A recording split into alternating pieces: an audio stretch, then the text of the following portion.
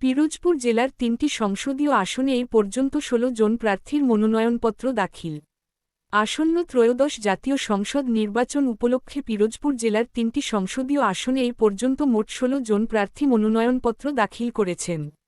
সোমবার ২৯শে ডিসেম্বর বিকেল ৪টার আগেই পিরোজপুর ১, পিরোজপুর সদর, নাজিরপুর ও ইন্দুরকানী আসনে বাংলাদেশ জাতীয়তাবাদী দল বিএনপি এর মনোনীত প্রার্থী হিসেবে জেলা বিএনপির সাবেক আহ্বায়ক ও কেন্দ্রীয় নির্বাহী কমিটির সদস্য, বর্তমান আহ্বায়ক কমিটির সদস্য অধ্যক্ষ আলমগীর হোসেন মনোনয়নপত্র জমা দেন।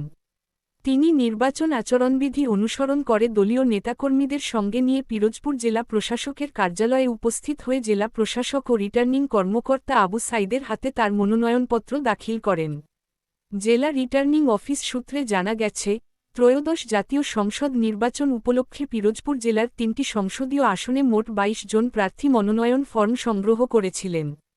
শেষ সময় পর্যন্ত এর মধ্যে মনোনয়নপত্র জমা দিয়েছেন মোট ১৬ জন প্রার্থী। এর মধ্যে সংসদীয় আসন ১২৭ পিরোজপুর ১ আসনে ২ জন, সংসদীয় আসন ১২৮ পিরোজপুর ২ আসনে ৭ জন এবং সংসদীয় আসন ১২৯ পিরোজপুর ৩, মঠবাড়িয়া আসনে ৭ জন প্রার্থী মনোনয়নপত্র দাখিল করেছেন। সংসদীয় আসন ১২৭, পিরোজপুর ১ আসনে ২ জন।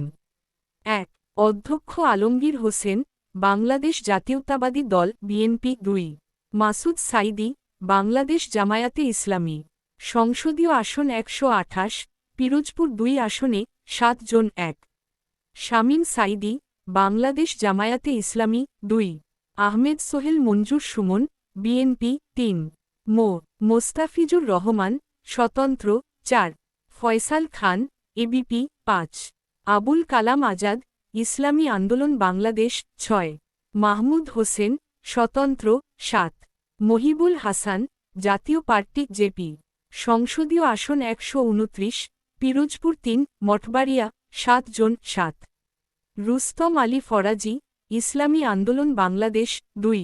রুহুল আমিন দুলাল, বিএনপি ৩. মাশরেকুল আজম রবি, জাতীয় পার্টি ৪. আব্দুল জলিল শরীফ, বাংলাদেশ জামায়াতে ইসলামী ৫. করিম শিকদার, জাসদ ৬.